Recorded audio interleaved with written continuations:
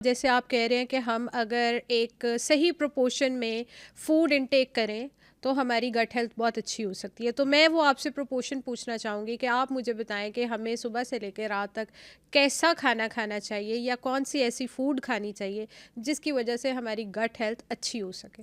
देखिए, आप अपने सुबह का आगाज़ जो है ना, सबसे पहले 1 कप दही से करें, ठीक ठीक है। है? आपने डे का आगाज़ ही जो है वो अपनी गट की फीड से कर दिया, विदाउट शुगर और विद शुगर? Without sugar. ठीक है। आप शुगर के साथ फिर ये है कि आप वहाँ पे जो है ना कॉम्प्रोमाइज़ कर देंगी। क्योंकि बहुत गुड और सारे लोग बैड लड़ना शुगर शुरू हो जाएगी। वो गुड वाला कहेगा कि मेरी खुराक आई है, बैड वाला कहेगा कि मेरी भी खुराक आई है। तो वो कुछ लोग शुगर के बगैर दही खा नहीं ना सकते। लेकिन होममेड दही जो है वो ज़्यादा बेहतर है। उसमें जो है वो आपके प्रोबायोटिक्स की रेशो बहुत अच्छी होती है। लेकिन जो बाज़ार का दही है उसमें प्रिजर्वेटिव्स होते हैं, सोया होती है, शुगर्स होती हैं, तो बेहतर है कि घर का बना हुआ दही लिया जाए। आप आज से 10-15 साल पहले जाएँगी ना, तो जो आप गाँव में रहते हैं, जो गाँव के लोग थे, जब आप सुबह जाते थे, तो आपको वो जो पेश किया जाता था वो लस्सी का ग्लास दिया जाता था। बिल्कुल ऐसे ठीक है। है? हमने आजकल थोड़ा फैशन ट्रेंडी होने के चक्कर में जो है उसको रिप्लेस कर दिया जूसेस। है जूसेस के साथ, 1 कप ऑफ सोडा ड्रिंक के साथ कर दिया है। बिल्कुल ऐसे। तो हमने अपनी नेचर को जो है वो टोटली चेंज कर लिया। हमने खुद अपनी बर्बादी का सामान अपने साथ लेके आना शुरू कर दिया है। तो आप अपने दिन का आगाज़ 1 कप दही से करें। उसके बाद जो आपका नाश्ता है वो एक हेल्दी प्रोपोर्शन में होना चाहिए। उसमें आप 1 स्लाइस ऑफ ब्रेड ले लें, 1 ऑमलेट ले लें और ऑमलेट के अंदर भी अच्छी अमाउंट के सब्जियाँ डालें, जिसमें आप बंद गोभी भी डाल सकते हैं, आप उसके अंदर शिमला मिर्च भी डाल सकते हैं, उसके अंदर जो आप उसके अंदर धनिया भी ऐड कर सकते हैं, अदरक भी ऐड कर सकते हैं। ये सारे प्रीबायोटिक से सोर्स आपने ऐड कर दिए हैं, ठीक है? इसके बाद आपका स्नैक टाइम आता है। तो स्नैक टाइम में आप प्रेफरेबली क्या करें कि आप उसके अंदर 2 बनानाज़ ऐड करें। अब बनाना के अंदर भी अच्छी अमाउंट में जो है प्रीबायोटिक्स होते हैं और प्रीबायोटिक्स के उसके अंदर जो एक ख़ास कंपाउंड होता है जिसे हम कहते हैं इनोलिन।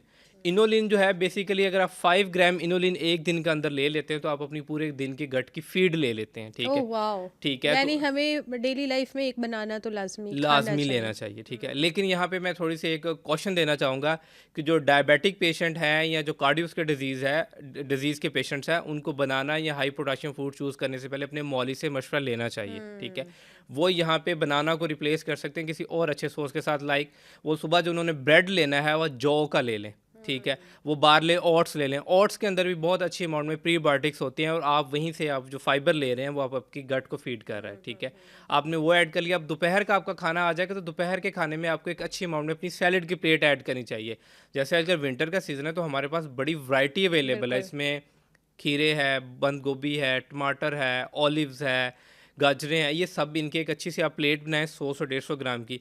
इसके साथ आप अपनी एक जौ की रोटी लें, उसके साथ आप दालें ऐड करें। दालों में भी बहुत अच्छी अमाउंट में आपको प्रीबायोटिक्स मिलते हैं, हुँ, ठीक है? ये एक अच्छा सोर्स है।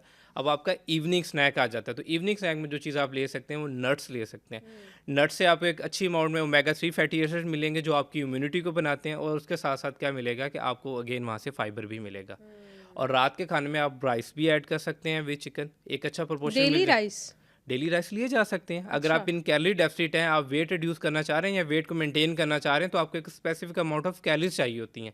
अगर वो कैलोरीज़ के अंदर आपकी 1 प्लेट राइस की एडजस्ट हो रही तो आप ले सकते हैं। हुँ, कोई भी खाना अच्छा या बुरा तब होता है जब हम उसकी ओवर कंज़म्पशन करते हैं। हुँ, ये नहीं होता कि आप राइस छोड़ दें, आप रोटी छोड़ दें, इसकी तो कोई कंपल्शन ही नहीं है। हुँ। कोई भी फूड गुड और बैड तब बनते हैं जब हम उसकी कंज़म्पशन बढ़ाते हैं या कम करते हैं।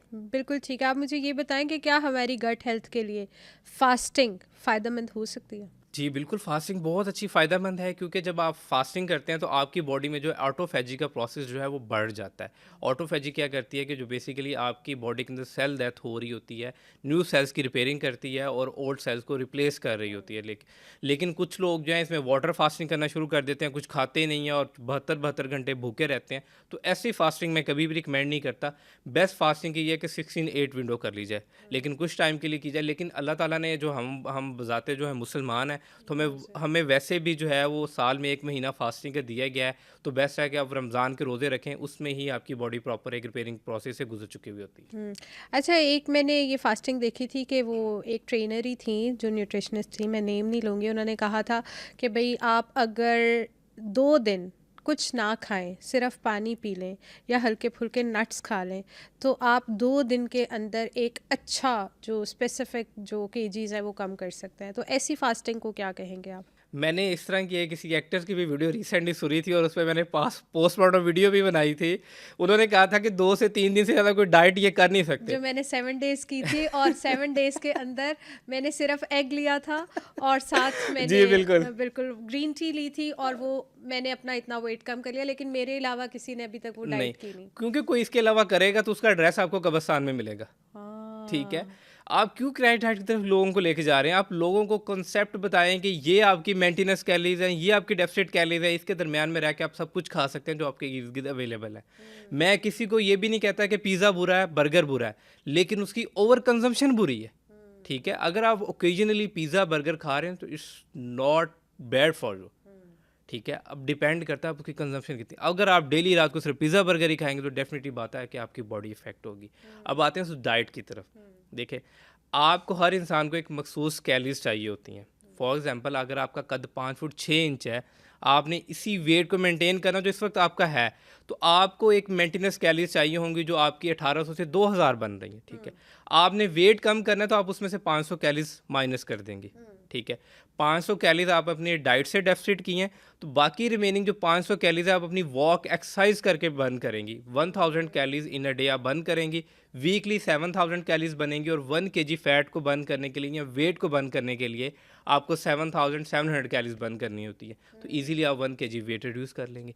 क्यों आपको एग डाइट की ज़रूरत है, वाटर डाइट की ज़रूरत है? उससे क्या होगा कि जैसे आपका वाटर वेट जाएगा, जैसे आप रोटी चावल खाना शुरू करेंगे, आपकी बॉडी दोबारा वाटर वेट वैसे गेन ही कर हो लेगी। जाएगी।